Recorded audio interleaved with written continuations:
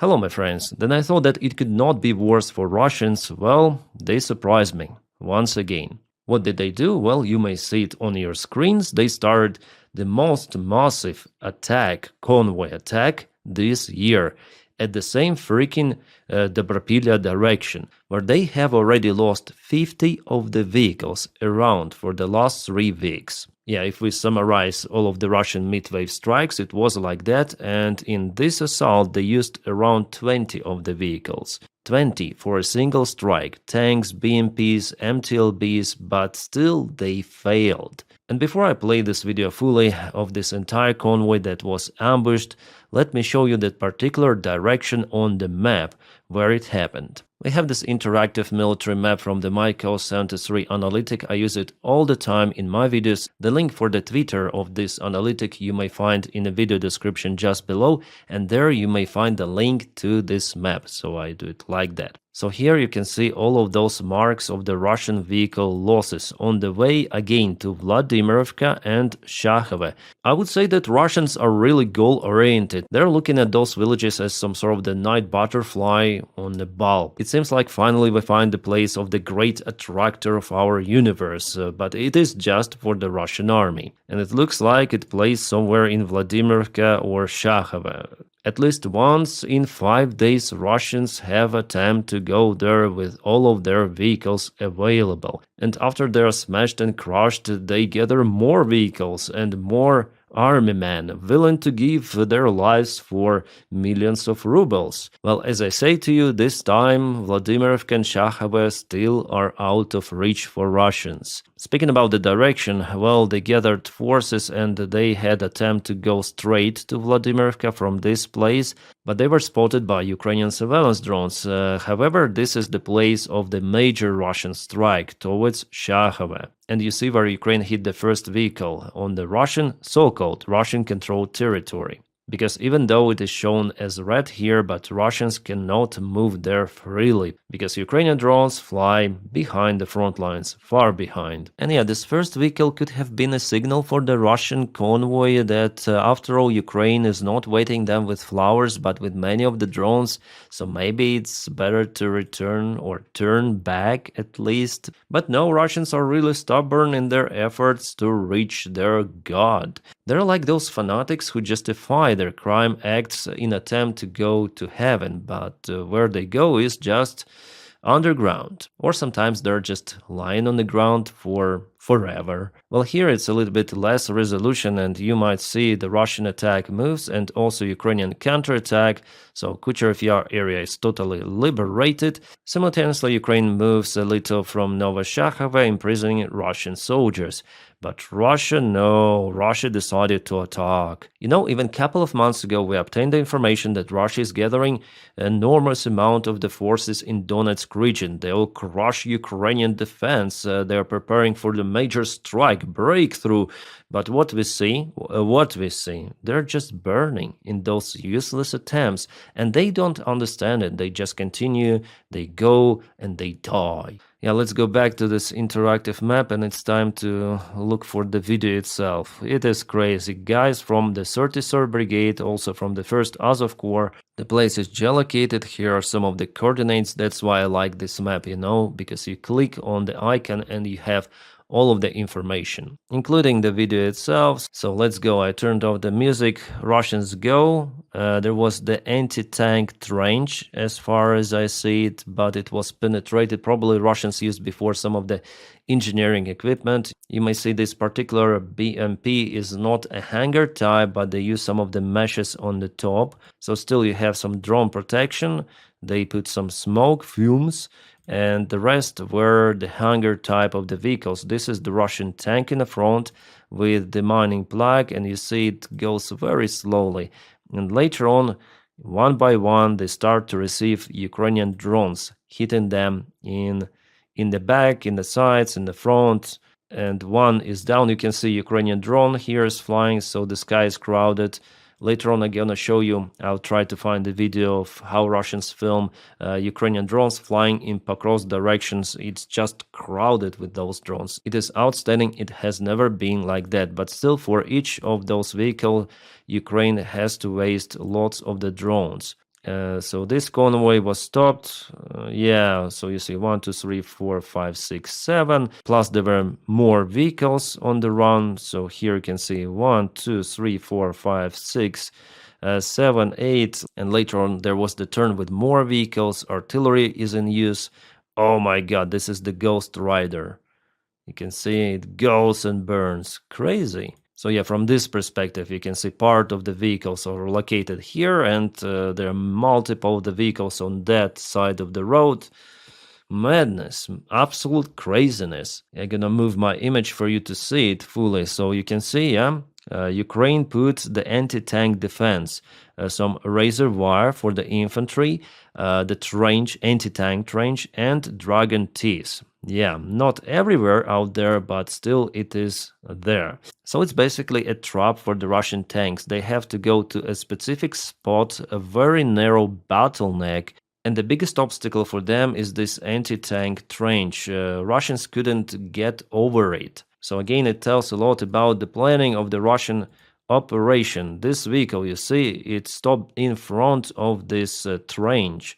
It even tried to turn back. I think it was a tank, but it was hit. So the situation is similar to that bridge that was kaputted long time ago in Vladimirovka, but Russian command still sent some of the motorcyclists there and even infantry vehicles. And Russians were absolutely surprised reaching that destroyed bridge, so there is basically a dead end, and they were ambushed at the spot, the same as here. So command again sent this convoy to the dead end, basically, bottleneck you may call it, and the crew of the tank realized that it cannot go further. Especially under fire, it is impossible to cross it. Well, Russians could leave their vehicles and just walk, but imagine what could happen to that infantry. Well, it already happened like that, so Ukraine with the drone drops, with FPV, nailed everything. Just few of the Russian vehicles were likely to turn back with the infantry. But what's the planning in the Russian army? And Russian military bloggers, they say that the planning in the Russian army, that all of those midwave attacks, they're just crazy. They are in shock themselves. So I'm not opening America for anyone telling about those useless attacks. It is just an answer for those people who tell that I teach Russians how to tactically attack or something. No, they will not learn from me, from some of the YouTuber. No, they have even their own officers of the Russian army who write on their channels, private channels, public channels, that Russia fucked up again with a new midwave attack. Our guys are perished. Please do something. But Russian generals, they sent orders for those kind of the attacks especially. And believe me, those generals, they know about those useless midwave strikes, but probably they received the order from Gerasimov or from Putin that we need to propel forward. And how to propel forward? Well, using the midwaves. There is no other solution. But indeed, this time they gathered many more of the vehicles in attempt to crush Ukrainian defense, but it didn't work out for them. Well, maybe next time they're gonna wait a little more to gather 50 of the vehicles at least in this, again, useless attempt, because before they sent like 9 vehicles, maximum 10 vehicles, here 20 with something, and most of them were just perished, flatlined. Yeah, Russians try 50 vehicles to get one more small village. Just imagine the cost of this attack. How many of the infantry troops in each vehicle? It's crazy. Yeah, it was almost 30. 29 armored vehicles were used. 12 APCs, 2 tanks were destroyed completely. The rest were lucky to return home, but later on we have a new confirmation from Magyar that Russia lost 11 of the tanks and 14 of the armored vehicles. So almost, yeah, just 4 vehicles it seems like returned back. Yeah, I heard that information before, but this information is kind of fresh. It was posted yesterday evening, so I am waiting for a deeper analysis about this really stupid Russian attack. And of course, Russians were not capable to get into Shahove. And we have more footage released from the 33rd Ukrainian Brigade, which also operates together with the 1st Azov Corps, the same direction. So the joint Ukrainian forces conducted those strikes, drone drops on those vehicles, not only FPV. But here is FPV. You can see this tank with the demining plaque, or how you call it. And it was really, really slow because the weather was kind of terrible for the last few days and the ground is wet. So this tank was moving very slowly, tries to guide some of the vehicles with it, but no, everyone was stopped. At first this tank and a couple of those vehicles. So Russians were panicking, looking for the way out across the fields. But no, Ukraine finds them everywhere. To avoid restrictions, I cannot show you the entire video, but I'll share it on my Telegram channel. Actually, we have two of the videos, one from Azov Corps and the other one from the 33rd Separate Mechanized Brigade. So check out the link for my Telegram. There I publish or repost, in this case, everything I have. But yeah, definitely it was a long time since I saw that number of the vehicles established on the front lines in attempt to break Ukrainian defense just to gain control over a couple of the freaking small villages. So if we calculate everything of that, what happened there for the last 3 weeks together with this stupid operation, Russia lost, well, approximately 70 vehicles. What is the success? Shakhova? No. Vladimirovka, well, they expanded the gray area, but the bridges are cut, and they were there with their forces, and Ukraine finished them all in Vladimirovka. That's why it's in gray area.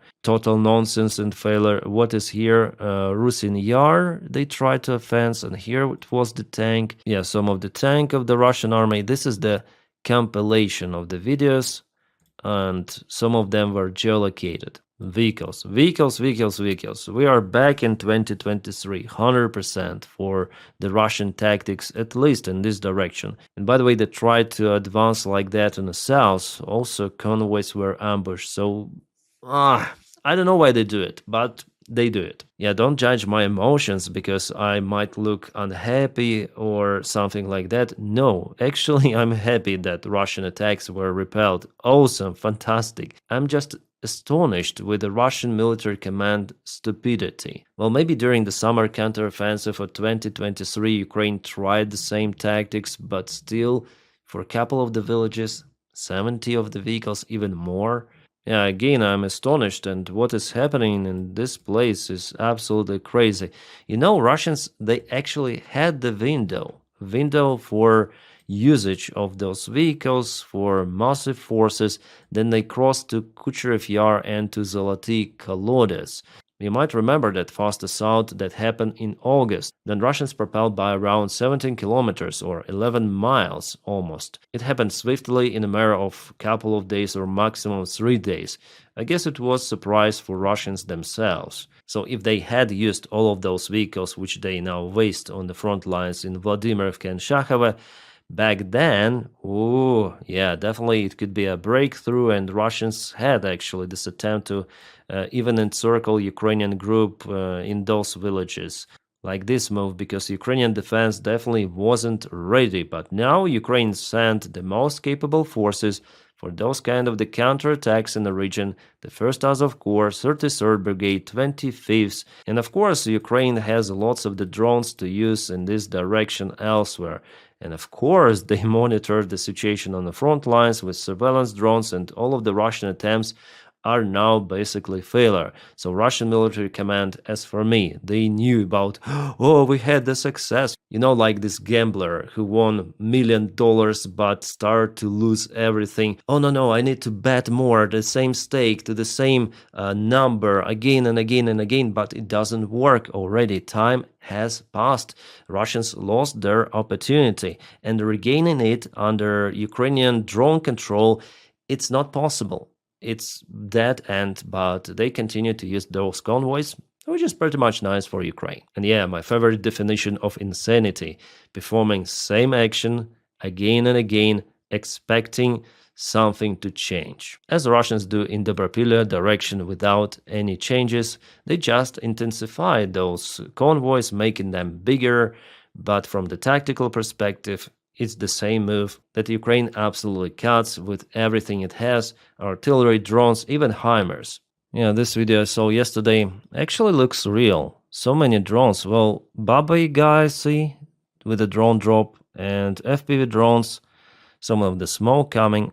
I think it's real after all. As reported, it is happening in Pokrovsk, so Russian assault is somewhere there up front, and Ukraine has some turned drones in standby, ready to go and drop some of the presents. Crazy. That many, just for you to understand. Well, around 3 days ago, Russians had an attempt to go to Rodinsk. They even put their flag and they deployed few of the infantry forces. They took some of the buildings there, but Ukraine counterattacked even using some of the armored vehicles in this urban environment. It could be very effective. We have even video about it. So this is the Ukrainian BTR. I think it's BTR-1E. Butsefal or something like that. Yeah, Russians took this building and this is the operation from inside of this Butsefal. Ukraine operates with infantry fighting vehicles very carefully because Russians also have drones. Usually it's the quick deployment for a few of the minutes, landing infantry forces and moving out from the place. Russians usually need 5 to 10 minutes to launch their drones. Well, this operation lasted a little longer from what I may say, but it was successful and our BTR survived. And this is the geolocation of this BTR operation, even though Russians put the flag there, but it's not for a long time. And let's check out the latest update from the Deep State military map source. It was yesterday, it is today, so you may see that Ukraine propelled from Novoshakhove, exactly the same update as we saw before, but Russians, they tried to go to Rodinsk still. Well, it was update, I would say, 3 days ago. Now Ukraine already repelled this Russian attack.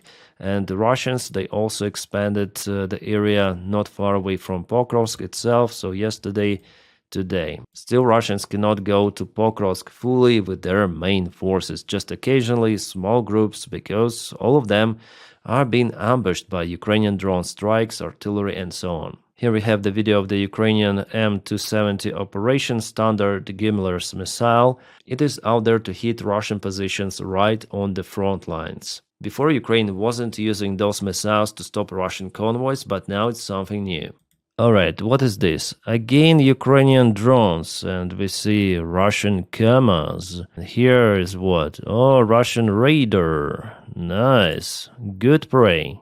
Good hunt, I would say. One more Raider. Russians try to hide in the bushes. And one more. Crazy. How many Raiders Russians lose in Crimea and in the southern part of Ukraine where primary drone unit is operating? Around once a week, Primary publish results of their job. Yesterday, Zelensky, after meeting with military and intelligence services, mentioned that Ukraine will strike Russia harder and deeper. They agreed the specific scenario to intensify drone sanctions on Russia. And the last night, again, some of the Ukrainian drones visited Moscow. Even Flamingo cruise missile was spotted flying really low. Well, this missile, after all, I think was shot down because this image comes from the Russian air defense system camera. And this is the video, sorry for the watermark. Well, Russians claim that they shut it down. It's been a while since Ukraine hit some of the refineries, but some of the infrastructure, especially military infrastructure,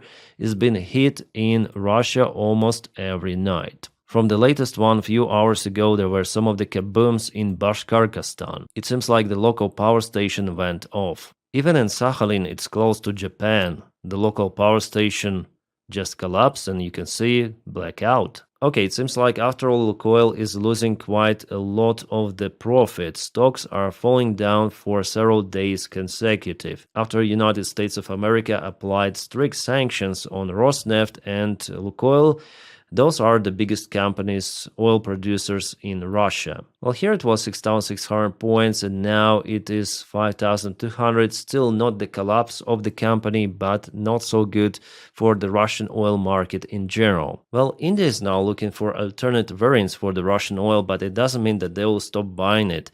No, they will restructure their market. For now, they already halted the long-term contracts with Lukoil and Rosneft, but they're looking to work with smaller Russian oil companies, even daughter companies of Lukoil. With some time, they will find a way out how to purchase Russian oil with the same quantity once again. That's why if United States administration really wants to push Russia, they need to apply new sanctions each time, like once in 2 months at least, for the markets to be destabilized for the Russian oil completely. The situation in Russian Belgrade with this dam is uncontrollable, and lots of the water already went to the Russian positions. They have those kind of the videos. For Russians, it's definitely hard to deliver supplies, especially in this time of the year. The weather itself is nasty. The rain adds more water, so here we go like that. Russian Bukhanka van and river already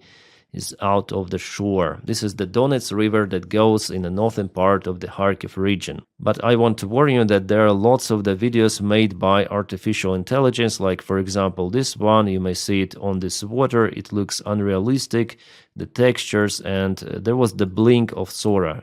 Yeah, it was there. You can see a symbol of Sora, so whoever made this video wanted to get rid of the watermark, saying that it's real, but it's too tidy to be real, especially as for the water. So guys, be careful with those kind of the videos. Sometimes they are not real. Well, still you may define AI or not AI, but for sure this is the fake video showing allegedly Russian positions. But no, it's not like that, at least for now. With supplies, yeah, there is a problem, but positions, I haven't seen real videos like that. Oi, oi, what is happening? Ah, this is the Russian crane ship. It's going down. Sevastopol, the place where I was born. Oh, Jesus. Well, happens, I guess, especially in the Russian-occupied regions. Here we have some of the photos, and definitely it went upside down, or almost. Some of the Russians are missing. Two reportedly cancelled. I wonder what the load was out there. It seems like it was too heavy for this crane to be placed far away with a big shoulder. A new Bradley has arrived to Ukrainian army. As you might see, this is the protection, some of the meshes. Before it was Ascent camouflage, but was painted later on in green color. Interesting, this vehicle is very, very nice. First of all, because it secures the lives of our guys. Fantastic, just awesome. Russian military bloggers, they also tell like that it is the best vehicle ever made. And the Russian BMP-3 is not even a competitor to this one. And you see how fire is stable from the Bradley's gun. It's not moving at all. But let's check out the Russian Terminator vehicle that was released to service several years ago. Few years ago, it's better to say. What the hell is this? Just imagine how it shoots. Oh my god. Why is it so unstable? Like left, right, and for sure bullets are going. They are going through the barrel. Yeah, this is the barrel. But why is it playing so much? Crazy.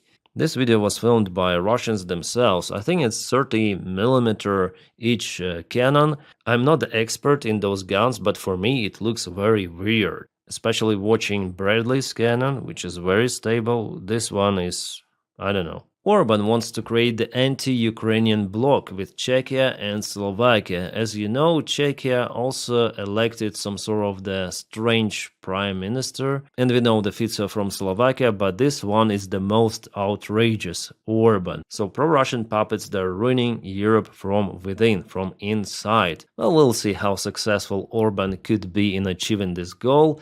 I think not successful, because after all, he is not that popular in Hungary any longer, and he'll be dismissed during the next elections in a few months actually. I think those will start in April 2026, so half a year left for Orban to rule. My friends, special thanks for my supporters on Patreon and membership of the channel. Guys, you make this content possible.